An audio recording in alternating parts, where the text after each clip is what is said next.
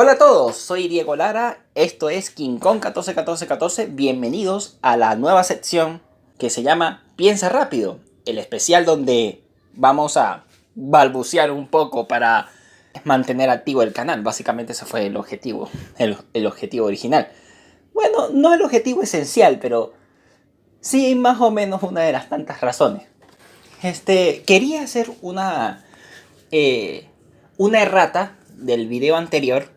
Y es que, más que todo por una cuestión de explicar mejor un punto que traté en el video anterior.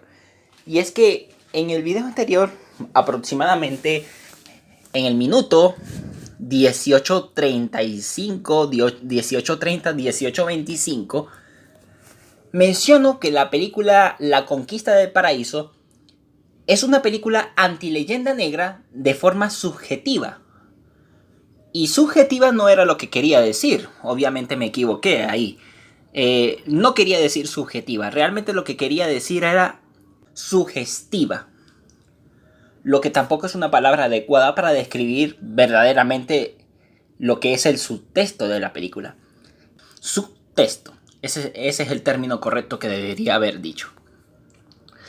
Y es que históricamente La Conquista del Paraíso no es acertada, completamente acertada. No es realmente muy cercana a la historia, porque en el video anterior de hecho mencioné que hay algunas diferencias históricas que hay con respecto a la historia real. Ciertamente las hay diferencias históricas. Y esas diferencias históricas llevan a muchos hispanistas a pensar que la película es de leyenda negra. Pero realmente no es así. Esta película es anti-leyenda negra porque dentro del subtexto expone que los españoles no eran realmente malvados. Puede parecer algo muy simple, pero realmente es algo mucho más importante de lo que parece. En el cine, siempre que se habla de la conquista de América, en el cine y también en la televisión, siempre que se habla de la conquista de América se expone que los españoles eran una especie de encarnación del mal. No había cosa más malvada que un español en la época. Los españoles son engendros salidos del infierno. No hay cosa más malvada en el mundo que un español. Es como dice Brigada Antifraude. Lo malo no es matar. Lo malo es ser español. Y esta película expone que los españoles, si bien ciertamente cometen excesos durante la conquista de América, y por lo tanto también se presenta eso en esta película, sino que en su afán de construir una civilización, también expone que eran personas que estaban tratando de buscar las mejores cosas para dirigir los destinos. Y por esa razón de tratar de mostrar a los españoles como personas que realmente tenían una intención más allá del del mero deseo de riquezas, básicamente lo que querían era un escape, querían un nuevo mundo, como dice el mismísimo Cristóbal Colón en la película, que estos hombres están aquí porque quieren un nuevo mundo, quieren construir un mundo nuevo. Ellos tienen la oportunidad de irse de aquí, pero no se van porque realmente ellos tienen una nueva oportunidad aquí, quieren construir una nueva vida acá, y esa nueva vida la quieren construir de la mejor forma posible, con los mejores valores posibles, con las mejores iniciativas. Más o menos así lo dice Cristóbal Colón en la película. Y el mismísimo Cristóbal Colón, y eso también es una cosa bastante curiosa, Cristóbal Colón tiene buena imagen en la película. A Cristóbal Colón no se lo presenta como alguien malvado, sino que se lo presenta simplemente como una persona que tiene deseos típicos de una persona con inquietudes científicas. Quiere explorar el mundo, él es un explorador. De hecho, la visión tan positiva que se tiene de Cristóbal Colón en esta película, y por tanto por eso estoy en contra de que se le califique como leyenda negra a esta película, es que cuando ocurren ciertas cosas, ciertos excesos en la isla de Santo Domingo, de la que él era gobernador, hay maltrato de indios incluso, pero esos maltratos la película no responsabiliza a Cristóbal Colón de esos maltratos. De hecho, él quería evitarlos, sino que los hicieron otras personas que trataron por todos los medios de aplicar el método del maltrato para dirigir a estos hombres, a los indios, pero Colón se opuso. Y además de que no se le responsabiliza por los excesos, ciertamente él no supo controlar todo eso, él estaba a cargo de esas personas, pero no supo controlarlas. No se les responsabiliza, la película no responsabiliza a Colón por esos hechos. De hecho, cuando llega un funcionario del rey a la isla de Santo Domingo con el objetivo de sustituir a Cristóbal Colón se muestra entusiasmado con la idea porque él realmente no quiere seguir gobernando esas islas porque le genera mucho estrés, y además él lo que realmente quiere es seguir explorando. Y entonces él dice: mira, ya puedo ir a buscar el continente, le dice al funcionario del rey. Sí, pero el continente ya fue hallado, lo encontró Américo Vespucio. Ah, bueno, qué triste, yo quería encontrarlo primero, pero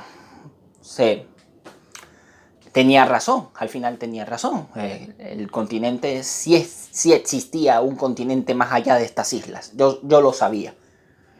Yo quiero explorar el continente, ¿será que me pueden dejar? Y entonces el funcionario del rey dice: me temo que hay malas noticias. Y es que las malas noticias es que hay una orden de aprehensión contra Cristóbal Colón por el mal gobierno de la isla de Santo Domingo. Pero la película, vuelve y recalco, no responsabiliza del mal gobierno ni del maltrato a los indios a Cristóbal Colón. Se lo sigue viendo de forma positiva, pero otra cosa también muy importante. La corona española castiga a Cristóbal Colón por la mala administración de las islas, porque a pesar de que la película lo muestra como que él no es el culpable, sí se le responsabiliza porque él estaba a cargo de esas personas. Por eso es que lo mandan para España, llega el funcionario del rey, se queda a gobernar las islas, y a Cristóbal Colón lo mandan para España y lo meten preso por haber maltratado a los indios, por haber mal dirigido la isla, etc. Por ese tipo de cosas, y además el empeño de la corona española de gobernar la isla lo mejor posible, las islas, no solamente la isla de Santo Domingo, sino todas las islas del Caribe y el continente que están a punto de explorar, deja entrever todas estas cosas, que la película es todo lo contrario a lo que dicen los hispanistas. Realmente, si no es acertada a nivel de historia, en su subtexto te cuenta que realmente la película no presenta a los españoles como personas malvadas ni la encarnación del mal, sino que ellos vienen a tratar de vivir en el paraíso. Simplemente tratan de construir una mejor sociedad, aunque cometan errores. La película en su subtexto es anti-leyenda negra.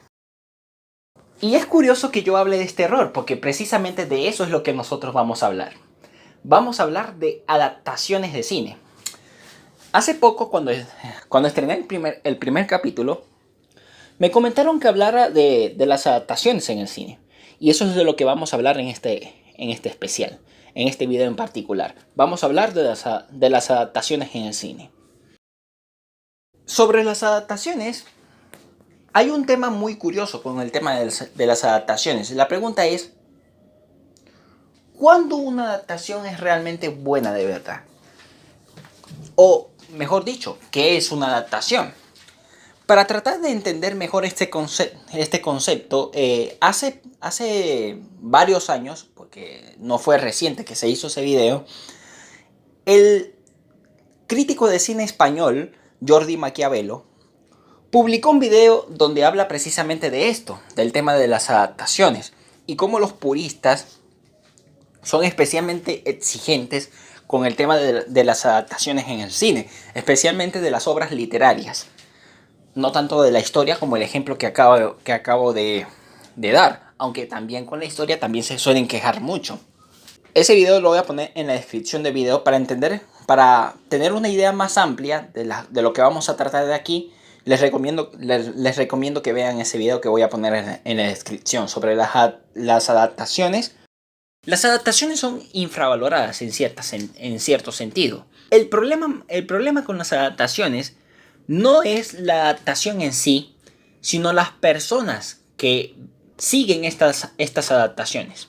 Una adaptación es una película inspirada en una historia. Se hace un folleto, una historia corta, una novela, una historia real, o incluso de forma más moderna, videojuegos, porque hay películas basadas en videojuegos, aunque suelen ser malas la mayoría, pero ese es otro tema aparte. Eh, Eso es una adaptación, es una nueva versión de otra obra o de una historia, una nueva versión de una historia. Es una versión más, eso es una adaptación.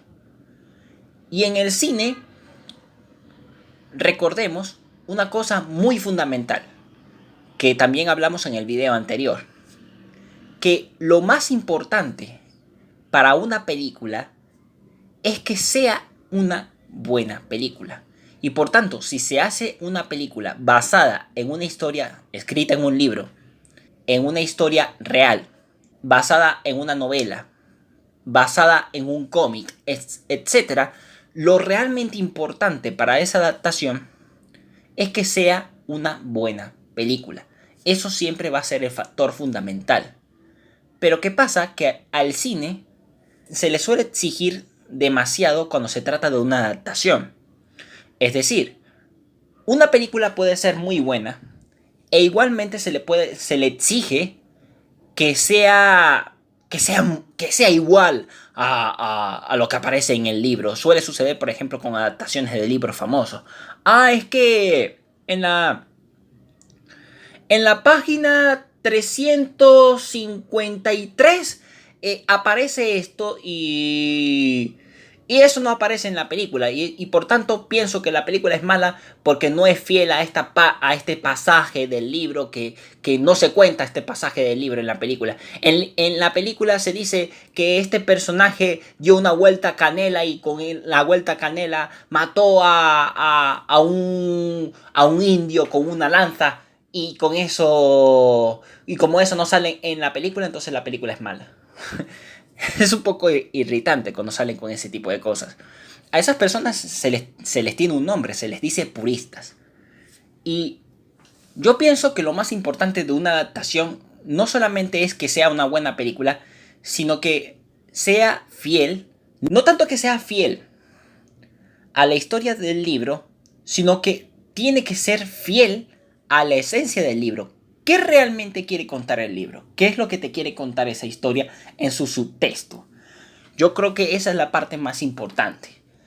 Que el espíritu de la novela, el espíritu del libro, el mensaje en sí de la obra escrita sea trasladada al cine. Yo creo que esa es la parte más importante de una adaptación.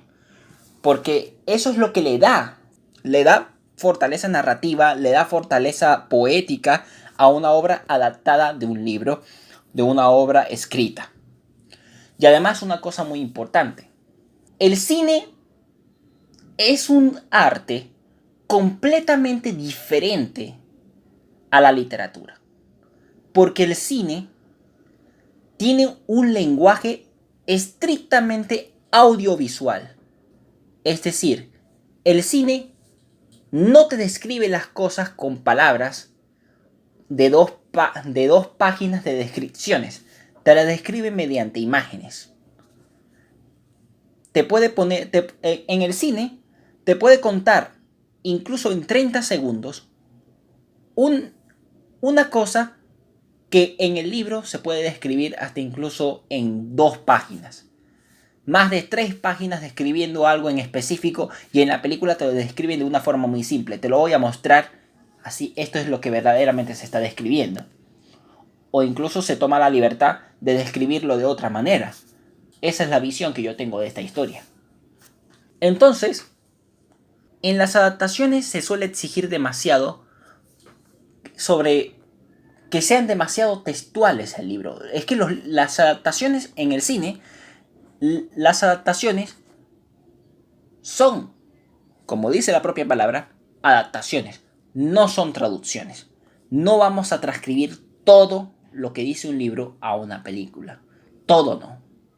No tanto porque la película se vaya a hacer muy larga ni nada de eso.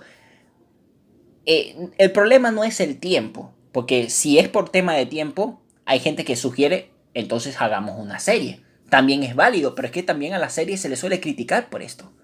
Así que el problema no es eso. El problema no es el tiempo. El problema no es que sea fiel al libro. El problema fundamental es que la obra sea de buena escritura, de buena calidad visual, que tenga buena narrativa, que sea una buena obra cinematográfica.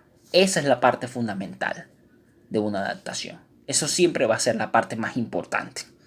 Todo lo demás es simplemente mero capricho. Yo, por ejemplo, yo siento muchísima irritación cuando se critica películas buenas simplemente porque, no, es que en la historia real no sucede así. No, es que en el libro no sucede así. Entonces tenemos ejemplos, por ejemplo, El Señor de los Anillos. El Señor de los Anillos es una excelente película en donde la veas de cualquiera de las formas. Pero igualmente se le critica por cosas como, es que esta escena que aparece en el libro, no aparece este X personaje en el libro, no aparece Glorfindel, no aparece Beregor, no aparece Mantecona, bueno, Mantecona sí aparece, no aparece Tom Bombadil. Entonces, se le suele criticar que si no aparezcan personajes o que no sea exactamente igual al libro, a pesar de que El Señor de los Anillos, la trilogía del Señor de los Anillos entera, es una buena película. No importa que sea una buena película. Los puristas siempre se van a quejar. No, es que no es fiel al libro totalmente. No aparece esta escena que aparece en el minuto no sé qué mierda. En el minuto no. En la página 350 de la Comunidad del Anillo. Pasa esto y en la película no te muestran esto. No, es que lo más importante de una adaptación es que sea buena película. Y además, el cine es un arte completamente diferente a la literatura porque siempre te van a contar las cosas de forma visual. La narrativa en el cine es completamente distinta y por tanto, obviamente se tienen que tomar licencias narrativas, licencias artísticas. En el cine se suelen tomar licencias artísticas para poder narrar la película de forma cinematográfica. Son cosas que se suelen hacer mucho. Y por esa razón,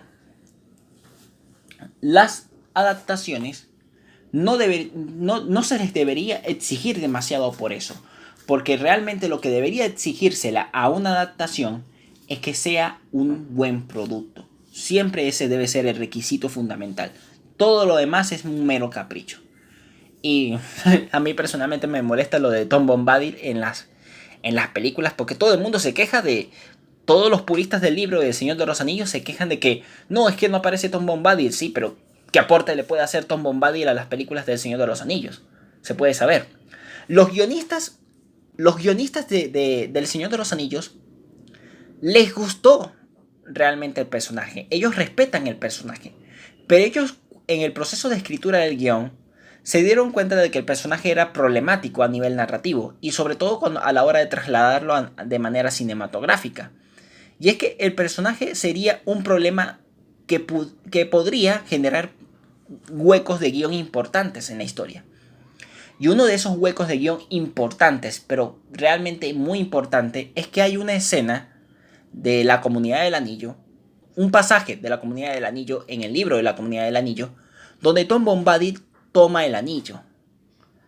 Él toma el anillo y no lo afecta en lo absoluto. No le afecta en lo absoluto. ¿Y sabes qué es lo que dice el personaje? Es una cosa simple. Y se lo devuelve a Frodo. Pero, ¿serás hijo de puta? Este coño de su madre no le importa nada. Es un personaje que está ahí. Está ahí de relleno prácticamente en la historia del Señor de los Anillos. Y es un personaje que no tiene ningún tipo de aporte. De hecho, en el concilio de Elrond se planteó la posibilidad de que fuese Tom Bombadil el que destruyese el anillo, porque a él no le afecta. Y entonces todo el mundo empieza a poner objeciones, pero a él no le importa la Tierra Media. Él realmente no va a querer ayudar porque no le importa. Entonces, es un personaje que hubiese generado muchísima molestia. ¿Para qué poner este personaje que no aporta nada? Entonces, la mejor decisión que pudieron haber ellos tomado es simplemente que eliminaran el personaje. Y además, una de las tantas razones por las que ellos toman esa decisión, toman la decisión de eliminar el personaje, es porque le quita poder al Señor de los Anillos. O sea, cuando digo Señor de los Anillos me refiero al anillo. Realmente el Señor de los Anillos es el anillo único, no Sauron. El anillo único es el Señor de los Anillos. Por eso se le dice el Señor de los Anillos. ¿Se acuerdan que Gwaihir, que es el señor de las águilas? Bueno, él es el señor de las águilas porque es el jefe de las águilas. El señor de los anillos no es Sauron, es el anillo único. Pero dejando de lado todo eso, le quita poder al señor de los anillos, le quita poder al anillo único, porque se supone que el anillo único afecta a las personas que lo portan. Los tientan, les llenan de pensamientos, les llenan los pensamientos de cosas perversas. Y entonces este enfoque narrativo de la tentación, de la constante tentación del anillo, de las constantes provocaciones que hace el anillo a lo largo de la historia, se pierde esa esencia, ese enfoque narrativo si incluimos a Tom Bombadil, porque Tom Bombadil resulta que a este tipo no le afecta el anillo único para nada. Entonces, ¿para qué incluir a este personaje? Si este personaje lo que va a hacer es poner contradicciones en la historia. O sea, vamos a poner, ¿por qué no le dijeron a Tom Bombadil que destruyera el anillo si a él no le afecta? La mejor decisión que ellos tomaron es simplemente eliminar al personaje. Porque hubiese sido un pasaje que tampoco hubiese funcionado adecuadamente en las películas, porque le hubiese quitado muchísimo tiempo. Y ya las películas de por sí eran bastante largas. Y bueno, a pesar de lo buenas que son las películas del Señor de los Anillos, hay gente que dice que son malas películas. Son malas películas simplemente porque no aparecen ciertas cosas del libro que aparece en la página 33, aparece de esta forma y en la película no aparece. Eso no tiene por qué quitarle calidad a la película. No entiendo por qué se enfocan tanto en eso. Y las discusiones en las redes sociales, las adaptaciones del Señor de los Anillos están siempre en el ojo del huracán sobre la fidelidad de los libros. Y yo creo que eso es un tema que no debería estar en discusión.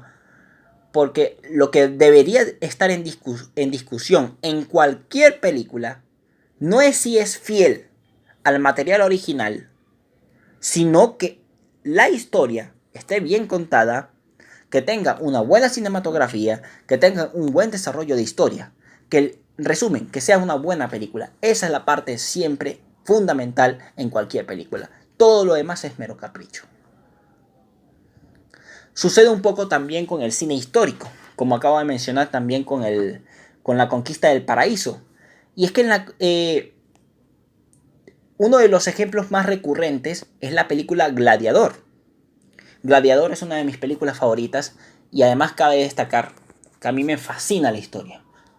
En mi casa siempre me dicen que yo debería ser historiador, porque la historia me fascina tanto que llega un momento en que empiezo a contar cosas que ocurrieron en la historia y los digo con mucho detalle. Esto ocurrieron así, así, aquí, así. Claro, hay cosas que no sé, pero eso es parte del aprendizaje. Se aprende todos los días de historia. Yo creo que si yo me hubiese dedicado a un sueño en específico, creo que ser estudioso de la historia, ser una suerte de historiador. De hecho, hoy en día no es que yo sea historiador, pero estoy tratando de investigar la historia del Imperio Español. Estoy en ese proceso. Tratar de investigar la historia del Imperio Español. La historia de España es fascinante. Y la historia del Imperio Español creo que también es una historia que nosotros, los hispanoamericanos, también deberíamos aprender. Pero volviendo a Gladiador.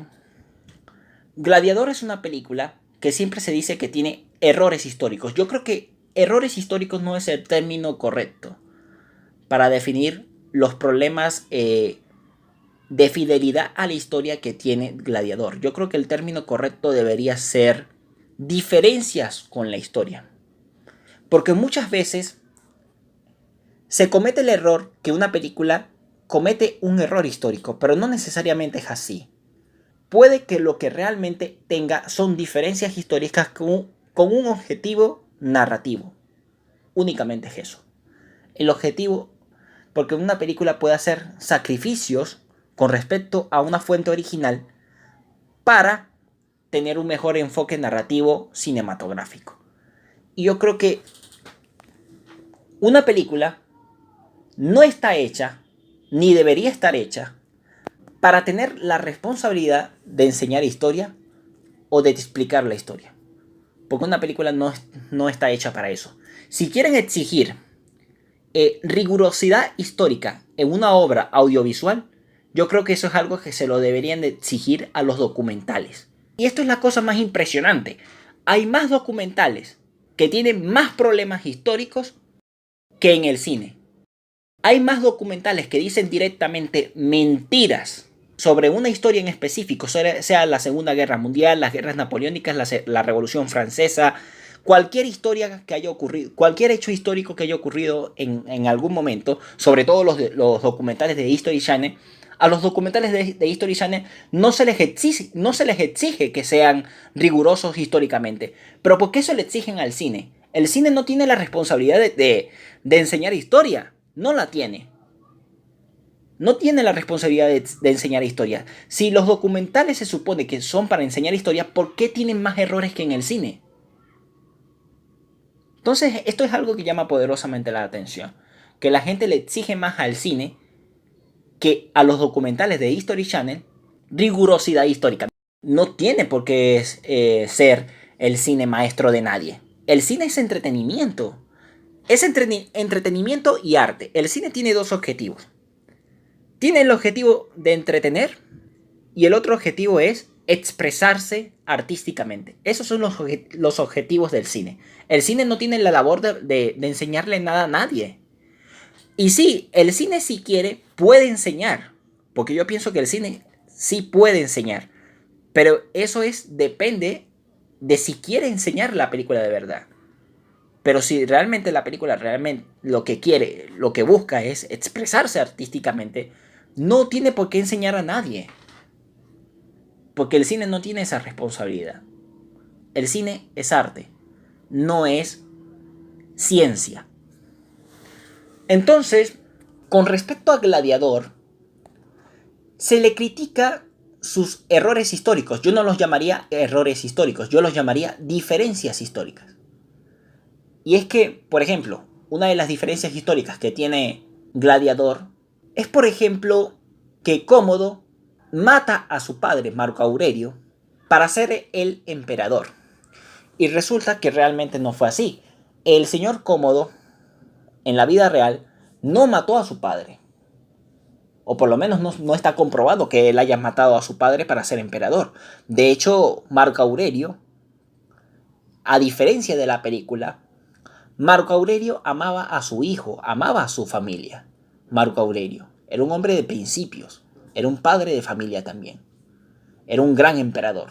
Y Marco Aurelio, eso es algo que también se lo critican los historiadores. Los historiadores critican el hecho de que Marco Aurelio haya amado tanto a su hijo que no se dio cuenta que no estaba preparado para ser emperador, y aún así Marco Aurelio, antes de morir, elige a su hijo como emperador de Roma, porque realmente la persona que heredaba el trono no era directamente el hijo del emperador. En el Imperio Romano, si el emperador quería relegarle el cargo a una persona que él creía estaba capacitada para dirigir el imperio, él simplemente hubiese elegido a esa persona para que dirija el imperio y no necesariamente a sus hijos. Pero ocurrió en la vida real todo lo contrario. Ocurrió que Marco Aurelio eligió a su hijo para ser emperador, a pesar de que sabía que él no estaba capacitado para ser emperador. Si hubiese ocurrido como solía ocurrir Históricamente en el imperio romano solía ocurrir, por lo menos antes de Marco Aurelio, que los emperadores antes de morir elegían a una persona que ellos creían más capacitada para ser emperador. Elegían a esa persona y esa persona era la que se encargaba del imperio. De modo que si Marco Aurelio hubiese sido como fueron los otros emperadores antes que él, en la vida real, él hubiese elegido a un Maximus, aunque el personaje de Maximus realmente no existió, pero suponiendo que el personaje de Maximus existiese, si Marco Aurelio hubiese hecho lo mismo que sus antepasados, él hubiese elegido a Máximo porque era la persona capacitada para el cargo. Y eso hubiese sido completamente acertado con la historia, porque los emperadores solían hacer eso, los emperadores romanos.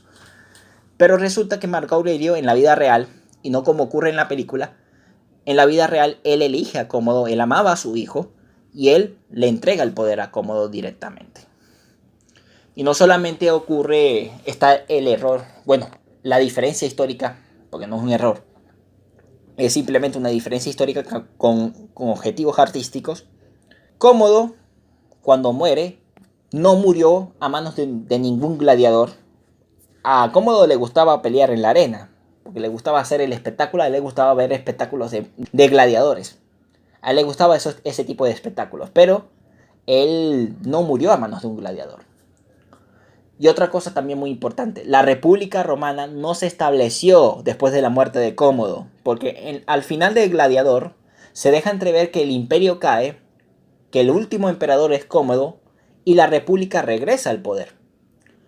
Cuando realmente la República no volvió jamás al poder en el Imperio Romano. El Imperio Romano de Occidente cayó sin regresar jamás la República Romana. Cae el Imperio Romano de Occidente, e Italia es ocupada por unos reyes de origen germánico. Y queda la otra parte que es la oriental, que es el Imperio Romano de Oriente, también mal llamado Imperio Bizantino. Pero realmente ellos eran el Imperio Romano de Oriente. El Imperio Romano de Oriente cayó en el siglo XIV, siglo XIV, no fue el siglo XIV, fue el siglo XV. En el siglo XV, 1453 creo que fue la fecha, no recuerdo bien. Ahí cae completamente el Imperio Romano.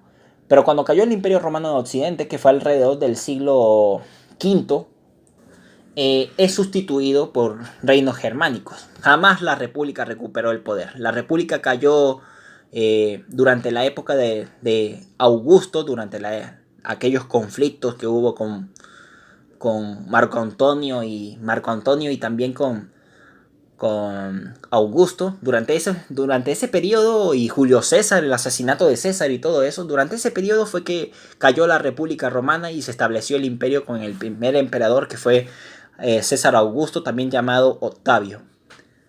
Fue en esa época que cayó la República Romana, y la República Romana jamás volvió. No se volvió a establecer una república en Italia hasta varios siglos después. Y bueno, a pesar de que la película tiene esas diferencias históricas, yo creo que lo más importante de Gladiador es su valor artístico. El valor artístico es que es una excelente película con un gran guión, unos personajes fascinantes. A mí personalmente, el personaje de Maximus es uno de mis favoritos en todo el cine. Uno de mis personajes favoritos de todo el cine es Maximus de Gladiador. La película me encanta en todos sus aspectos. Para mí es una obra maestra, Gladiador.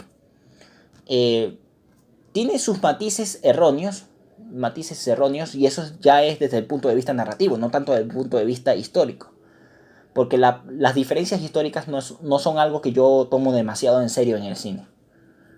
Y lo mismo ocurre con las adaptaciones de libros. Y esa película es excelente en todos los aspectos, o en casi todos los aspectos. Yo por eso lo más importante de Gladiador no es su fidelidad con la historia, porque evidentemente no se parece nada a la historia real, pero es una grandísima película, y yo creo que eso es lo más importante, y el valor que se le debe dar a Gladiador es desde su punto de vista artístico. Todo lo demás es mero capricho. Por cierto, hay un video que hizo un usuario, no recuerdo su nombre, tampoco recuerdo el nombre del video. Lo voy a buscar y lo voy a poner en la descripción del video para que lo vean. Voy a ver si lo encuentro. Ojalá todavía esté en YouTube. En ese video hacen un análisis de las armaduras, los problemas históricos que tienen los personajes. Los problemas históricos, no, las diferencias históricas. Como por ejemplo, esta armadura no la usaban los romanos en aquella época en Roma. Los romanos no utilizaban estas armaduras, no utilizaban estas espadas. Los bárbaros, los germanos, no utilizaban estas armaduras, tampoco utilizaban estas espadas, no utilizaban estos yelmos.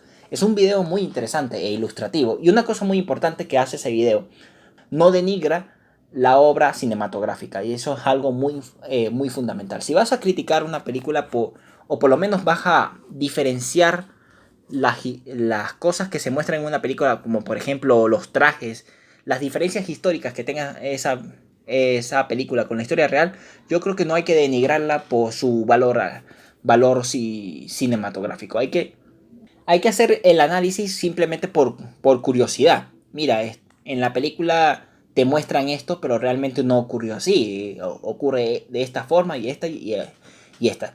De una forma informativa. Yo creo que contar esas cosas de forma informativa, como que en Roma no se utilizaban esos trajes ni esos cascos y los enemigos de Roma no utilizaban esas cosas, yo creo que eso sí sería un análisis curioso, bastante interesante, y creo que vale la pena verlo. Pero ya cuando se denigra la obra en su valor artístico en sí, solamente por tener diferencias con la historia, yo creo que ahí estamos siendo poco objetivos.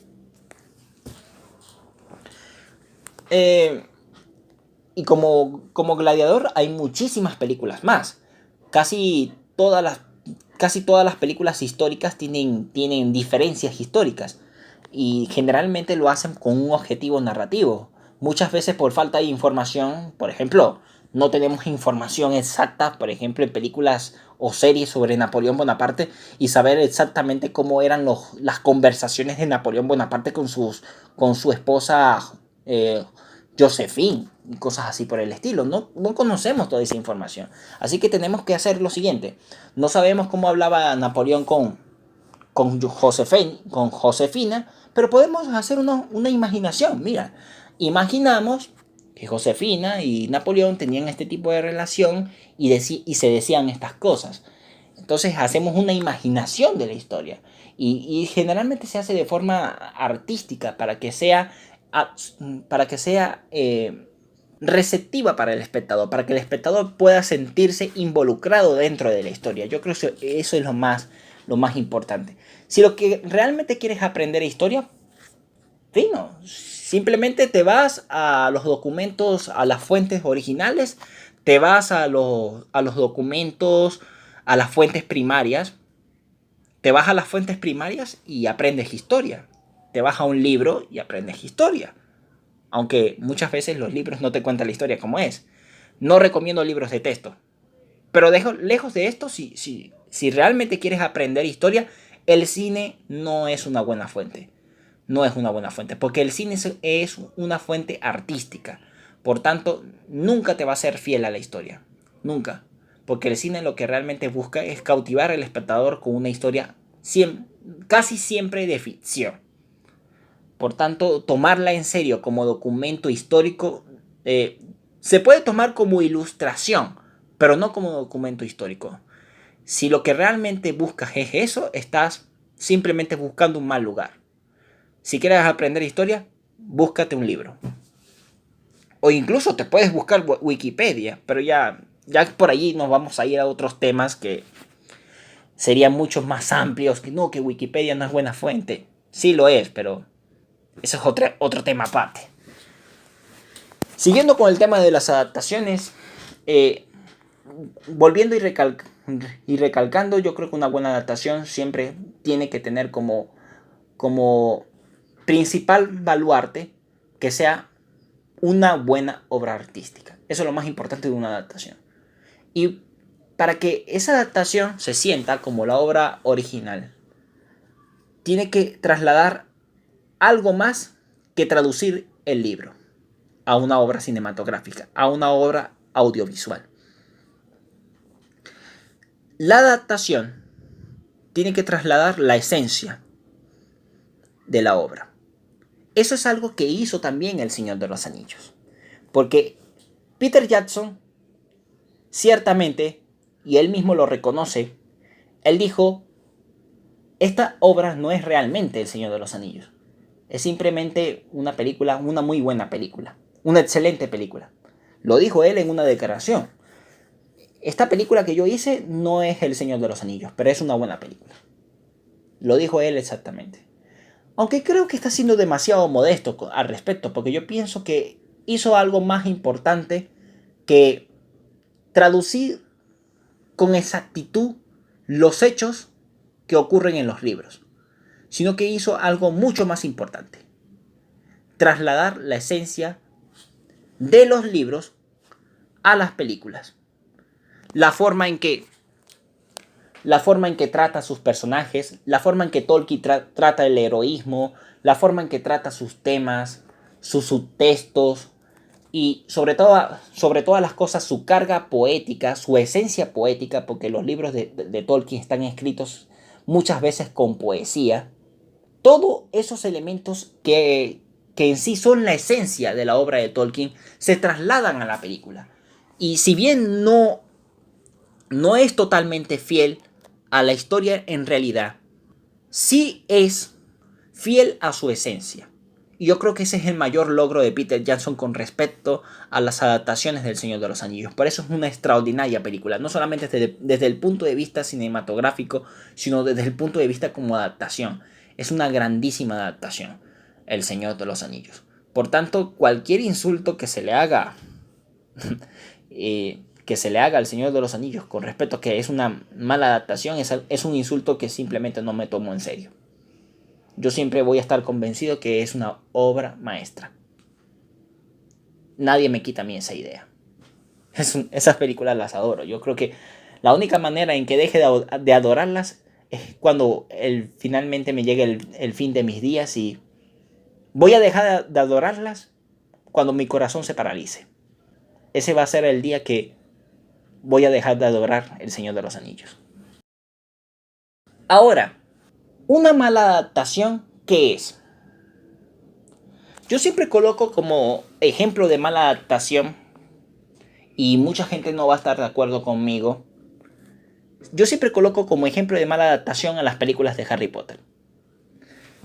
Porque las películas de Harry Potter, sí, yo adoro las películas de Harry Potter. Yo crecí con ellas, me formé con ellas. Me encanta, me gustan las películas de Harry Potter. Son películas que adoro con todo mi corazón. Pero a pesar de que ame estas películas, porque yo adoro las películas de Harry Potter, son películas que son extraordinariamente imperfectas. Son películas que tienen montones de problemas, montones de errores, montones de cosas que me molestan, que simplemente no puedo evitar decir que son películas insatisfactorias.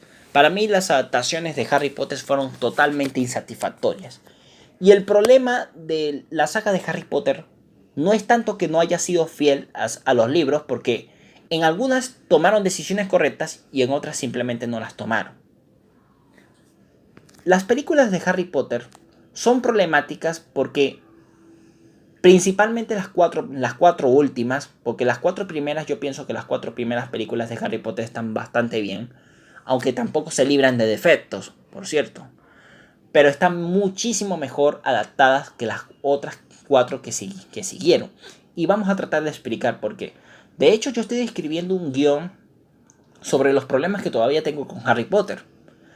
Ese guión, cuando lo termine de escribir, todavía no está en pleno desarrollo, pero quiero hacer un video especial sobre Harry Potter, donde explico los problemas que todavía tengo con esta saga, que a pesar de que es una saga que amo, es una saga que simplemente me genera muchísimas inquietudes, muchísimas cosas que me molestan. Y lo voy a decir de una forma muy seria. De hecho, esto yo lo dije en Facebook una vez. Si existe una película, o por lo menos una saga de películas, en la que estaría totalmente de acuerdo en que se hiciesen otra vez, en que se hiciese una readaptación o un remake, esas películas serían las películas de Harry Potter. Porque los resultados quedaron tan insatisfactoriamente, los resultados incluso quedaron hasta mediocres, de una u otra manera, que no me molestaría en que las hiciesen otra vez, en que hiciesen otras adaptaciones. No importa cómo sea, si hacerlas otra vez para el cine o hacerlas en una serie. No importa cómo las hagan, pero si hacen otra vez Harry Potter desde el punto de vista audiovisual, yo estaría totalmente de acuerdo.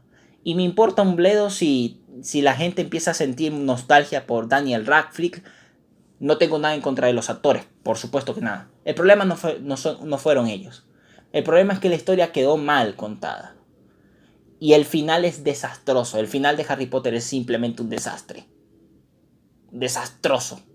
Tanto a nivel de adaptación como a nivel de cinematográfico. A nivel de la calidad cinematográfica.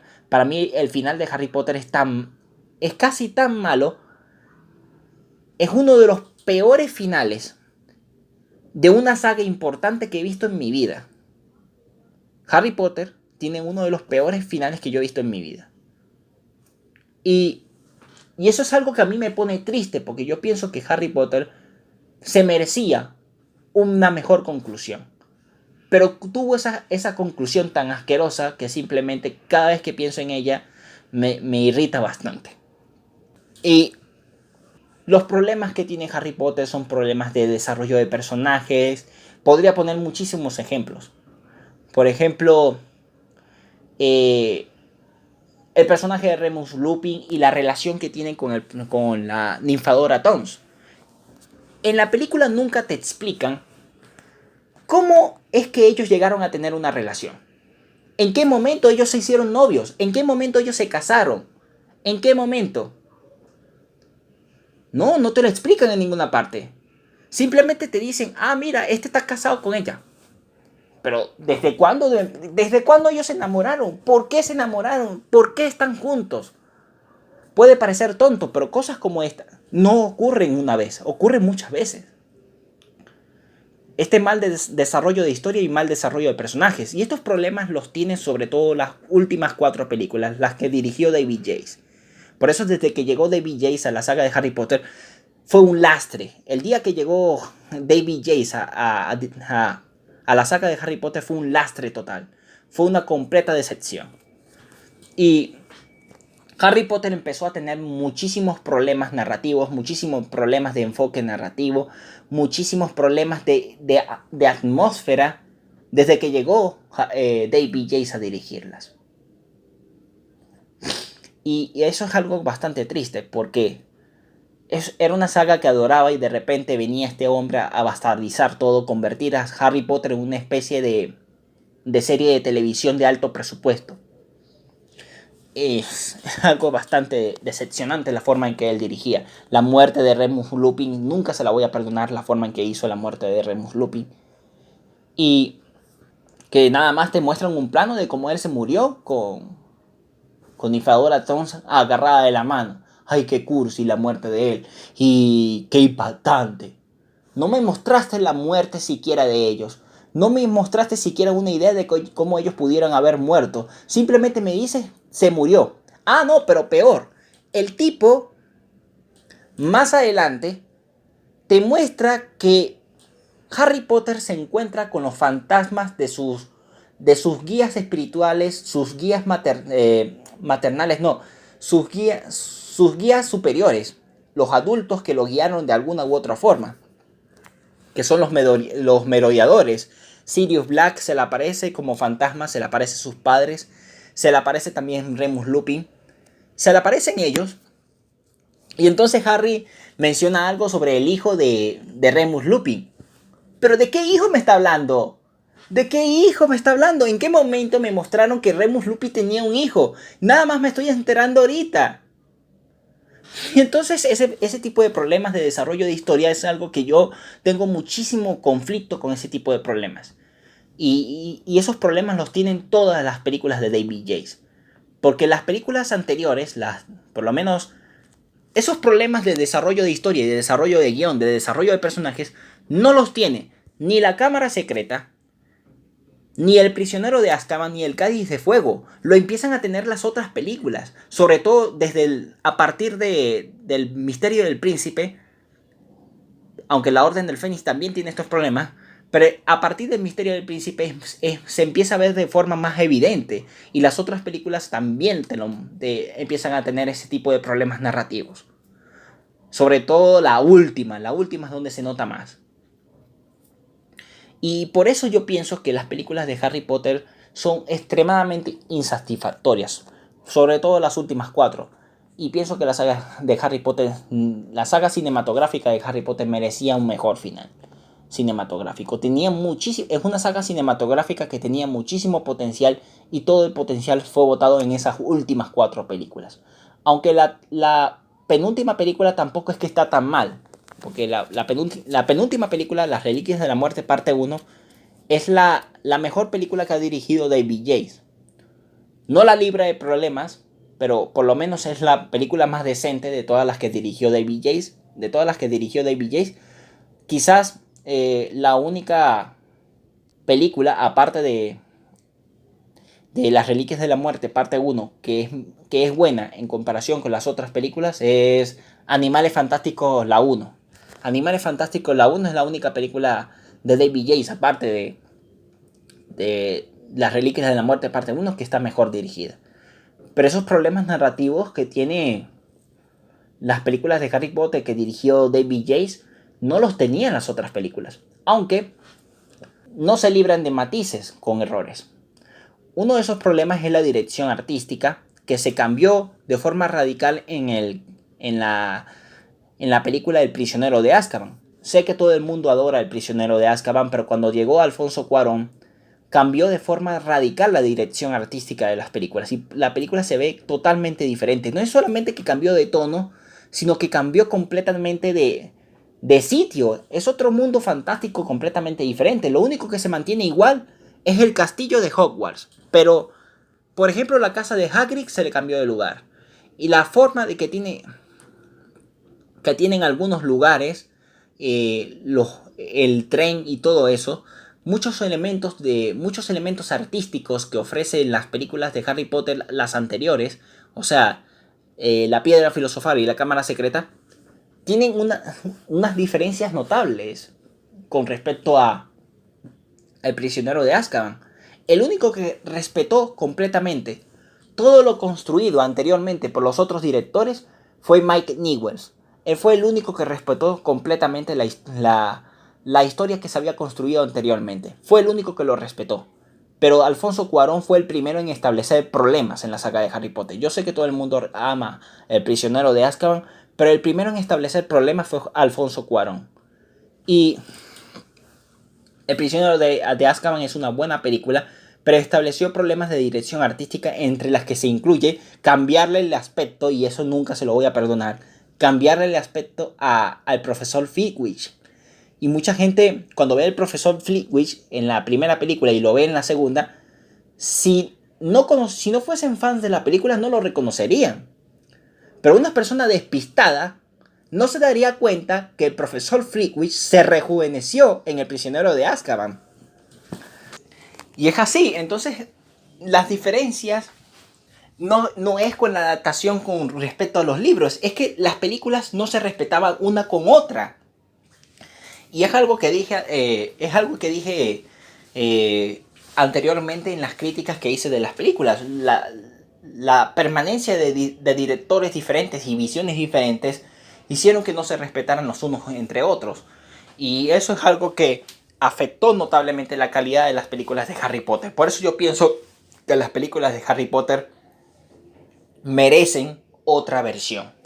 Sé que todos amamos a Emma Watson, todos amamos a Rupert Grint, todos amamos a Alan Rickman, a todos los actores que trabajaron en aquellas películas, pero las películas quedaron muy mal.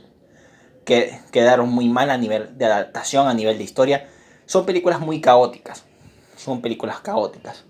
Y a pesar de que las adore, porque tampoco es que sean malas películas, pero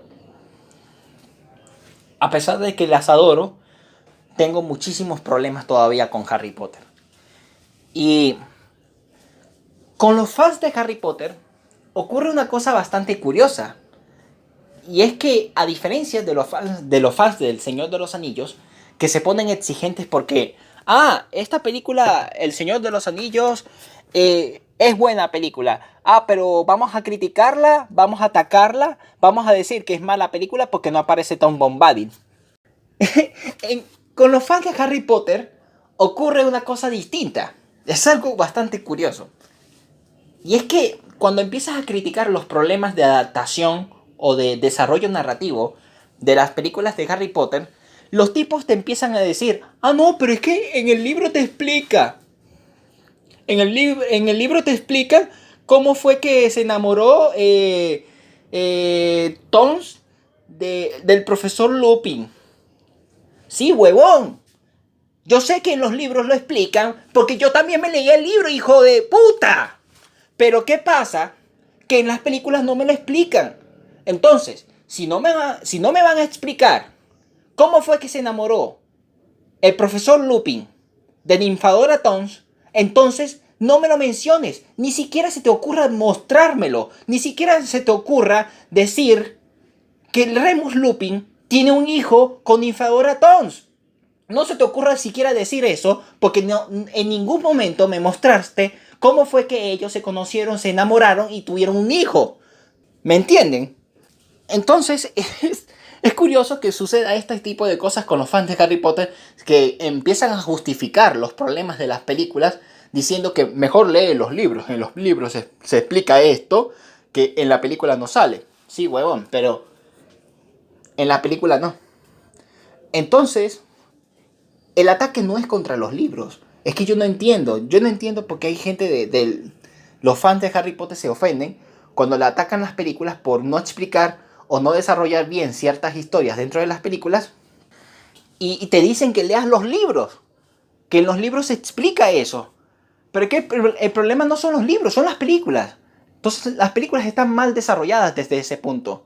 Si las películas no desarrollan bien las tramas, no desarrollan bien los personajes, no es culpa de los libros. Y los libros no deberían de utilizarse como una carta bajo la manga o una especie de el brujo que resuelve los problemas de los guiones cuando estos se dejan ver. No, no es el hechicero. Los libros no son los hechiceros. No son, lo hizo un mago.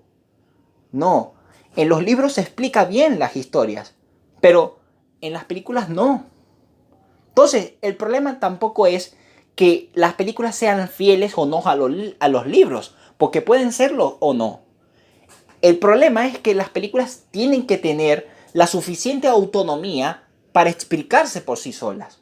No tienen por qué depender de los libros para que la película se entienda. Si la película necesita de los libros para poder entenderse, entonces estamos hablando de que la película tiene problemas y por tanto la película es mediocre. Los libros no son el problema. Entonces, no entiendo esta actitud de los fans de Harry Potter. No la entiendo. Y es curioso porque los fans de Harry Potter contagiaron este mal, o no sé si es que los fans de Harry Potter se contagiaron de los fans de Star Wars, porque los fans de Star Wars también sufrieron un problema parecido. Cuando se estrenaron las películas de la trilogía de secuelas, o sea, esas horrorosas películas de El despertar de la fuerza, Los últimos Jedi y El ascenso de Skywalker, que es la peor de todas. La peor de todas las películas de Star Wars es El ascenso de Skywalker. Entonces, todos sabemos que las nuevas películas de Star Wars tuvieron muchísimos problemas narrativos, pero muchísimos. Entonces, sabiendo eso, muchos fans de Star Wars empezaron a justificar los problemas del guión con, mira, salió este cómic donde Disney explica por qué pasa esto y aquello. En esos libros, yo no sé de dónde salieron esos libros no los escribió George Lucas en su vida. Si no lo escribió George Lucas, no es canon. Así de sencillo. Tratan de justificar, por ejemplo, mira, Palpatine revive. Palpatine está vivo. No le explican por qué, cómo coño de la madre fue que revivió Palpatine. Pero en este libro, en este cómic, te explican cómo fue que Palpatine revivió. No, huevón.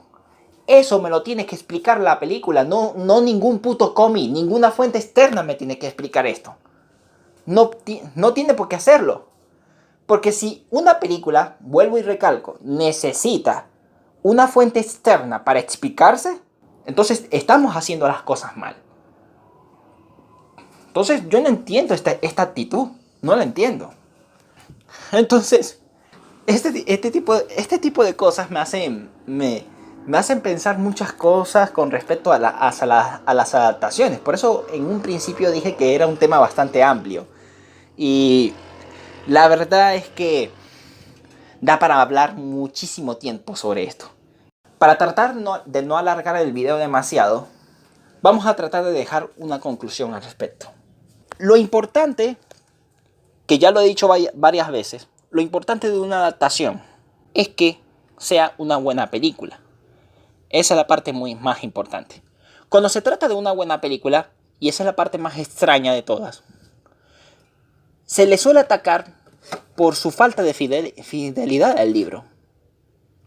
Y nunca critican de forma objetiva si la película es buena o no. Simplemente se enfrascan en que la película, no, es que la película no es fiel a este pasaje. Las personas que se enfrascan demasiado a eso nunca van a ser objetivas. Y conviene, yo les recomiendo a las personas que oigan este tipo de críticas, yo les recomiendo que simplemente no las tomen en serio. Cuando se trata de cine, este tipo de cosas no hay que tomarlas en serio. Conviene no tomar en serio las críticas que se basan en este tipo de argumentos, porque estas personas nunca van a ser objetivas, porque nunca están criticando la obra desde el punto de vista de su valor cinematográfico, de su enfoque cinematográfico, sino que la critican desde su fanatismo por los libros, porque ellos están convencidos de que, y eso también es algo que deja entrever el señor Jordi Maquiavelo en su video, que estas personas, los puristas, están convencidos de que son superiores a las personas que les gusta el cine. Que son superiores. Ellos se creen más inteligentes que las personas que ven cine. Se creen mucho más inteligentes. No, yo leo Paulo Coelho y por eso soy la persona más inteligente que existe. Sí, huevón. Debe ser que leíste algún libro de filosofía de Platón o leíste Carlos Rangel. O incluso Agustín Laje. Agustín Laje es un estúpido, pero de repente a lo mejor hasta puedas aprender más cosas de Agustín Laje que leyendo un libro de Crepúsculo. Me da risa porque, hablando de Crepúsculo, me acuerdo que una vez un usuario que subía críticas de Crepúsculo criticó casi todas las películas, creo que le faltó las películas de Amanecer. Ella hacía videos con Loquendo, la hacía con la voz de Jorge, pero era una mujer.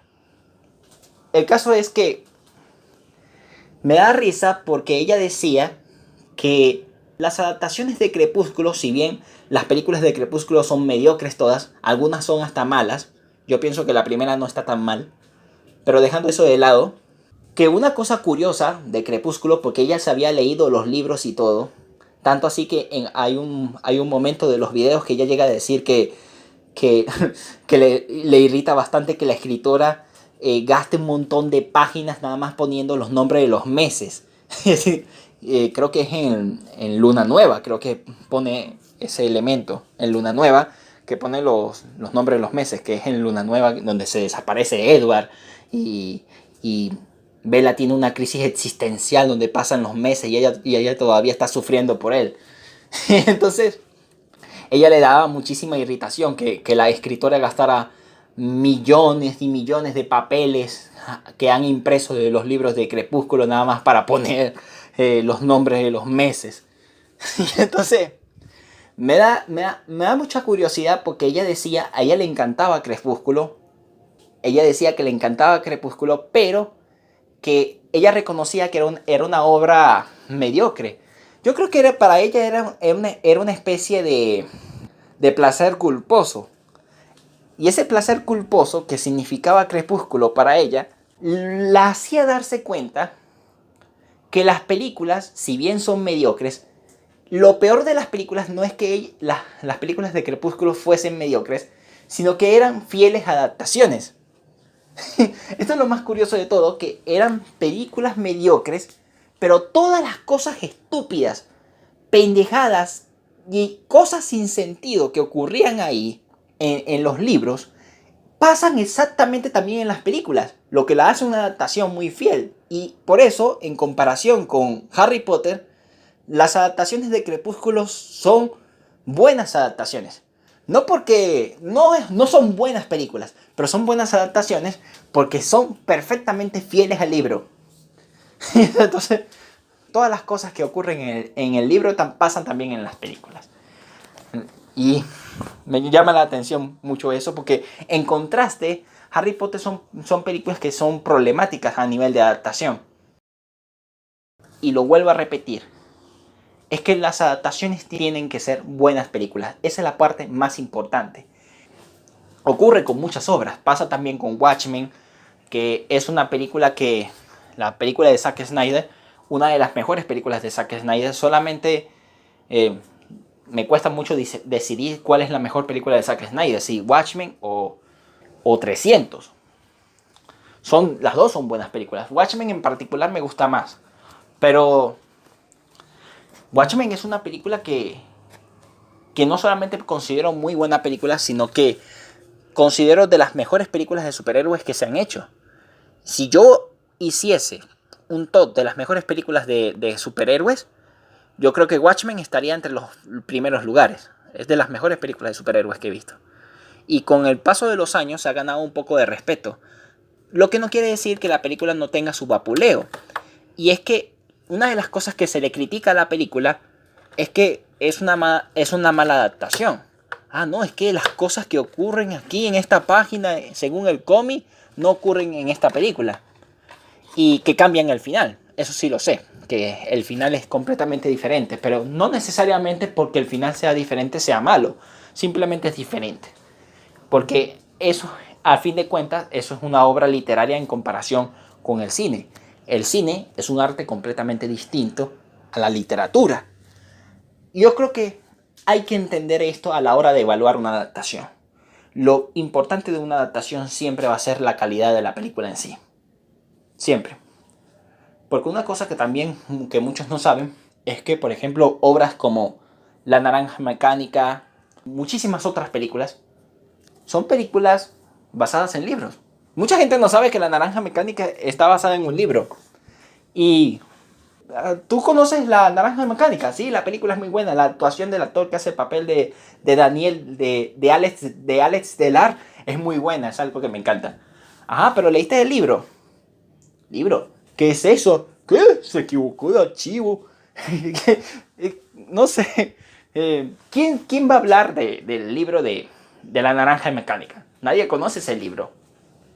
La gente lo que conoce es la película. Y todo el mundo sabe que la película de La Naranja Mecánica es una obra maestra del cine. Así que, ¿quién va a criticar la fidelidad de la obra maestra que es La Naranja Mecánica con respecto al libro? Nadie. ¿Por qué? Porque es una buena película. A lo que quiero llegar con todo esto, la conclusión final, es que todas las personas que critican el cine, una adaptación, simplemente porque no es fiel al material original y no critican su valor artístico, no están criticando la película de forma objetiva. Siempre la van a criticar de forma poco objetiva. Y esa opinión no debería tomarse en cuenta. ¿Por qué? Porque están siendo deshonestos intelectualmente. Están siendo deshonestos consigo mismos, están siendo deshonestos con las personas que le escuchan. Porque no están evaluando la película como realmente debe ser evaluada la película, sino que se le está evaluando desde el punto de vista de su capricho. Y entonces esa es una opinión que no debería de tomarse en cuenta.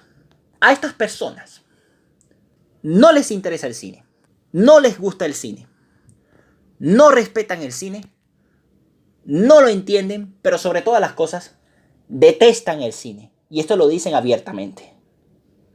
Y por tanto, por tener todas estas características, Yo pienso que las opiniones de estas personas no deberían de ser válidas, simplemente porque no son objetivas. Entonces, como estas personas detestan el cine y no le entienden, nunca van a evaluar una adaptación de forma adecuada. Nunca lo van a hacer.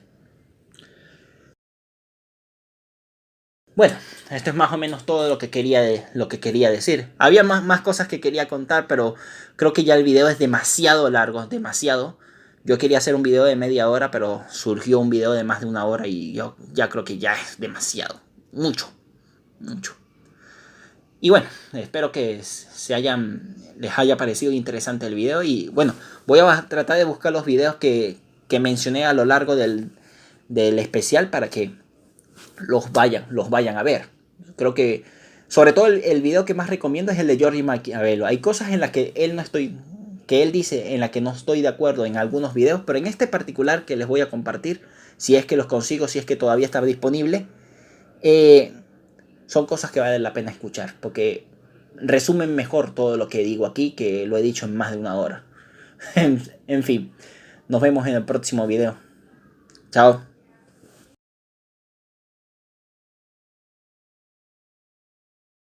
Y como estas personas detestan el cine, creo que son opiniones que no deberían de ser tomadas en cuenta. Porque no lo van a hacer nunca de una forma sincera, genuina y objetiva, sino que lo van a hacer de forma emocional y poco racional. Y por tanto yo creo que son opiniones que no deberían de ser tomadas en cuenta. Los puristas de los libros de cómics creo que deberían de reservarse sus opiniones si no van a evaluar de forma cinematográfica una obra cinematográfica. Porque una obra cinematográfica tiene valor cinematográfico, no literario. Son un montón de ególatras y por eso conviene no hacerles mucho caso. Esto es todo lo que quería decir.